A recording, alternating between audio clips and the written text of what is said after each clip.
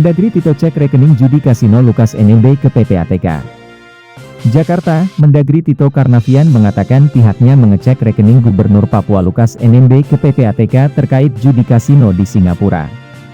Pengecekan termasuk menelusuri kesesuaian profil Lukas dengan aliran dana di rekening pribadinya. Kami cek juga ke PPATK yaitu adanya dalam rekening yang bersangkutan atau putranya juga ada uang yang nggak sesuai dengan profil dan PPATK lakukan pendalaman. Kemudian menyerahkan ke KPK ketika lihat ada dugaan tindak pidana.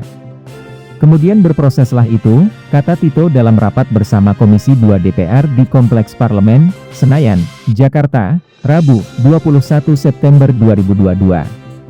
Kalau seandainya disampaikan ke kontak person beliau, kalau ada peran Kemendagri perannya di mana, sambungnya.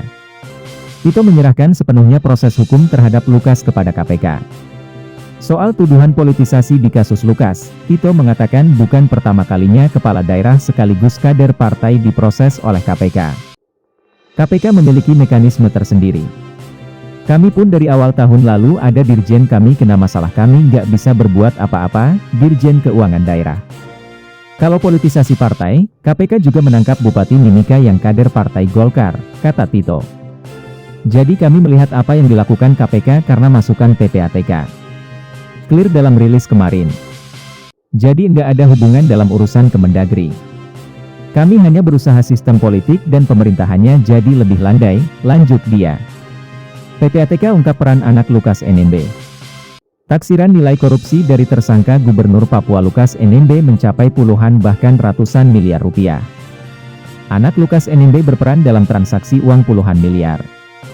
Ada transaksi yang dilakukan di 71 miliar rupiah tadi, mayoritas dilakukan di anak yang bersangkutan, di putra yang bersangkutan, kata Kepala Pusat Pelaporan Analisis Transaksi Keuangan, PPATK, Iwan Yustiavandana dalam jumpa pers di kantor Kementerian Koordinator Bidang Politik Hukum dan Keamanan, Jakarta Pusat, Senin 19 September. PPATK sudah membekukan transaksi kepada beberapa orang via 11 penyedia jasa keuangan, ada asuransi, ada pula bank. PPATK juga mendeteksi ada setoran tunai lewat pihak lain dengan angka sekitar 1 miliar rupiah sampai ratusan miliar rupiah. Ada transaksi soal judi di kasino.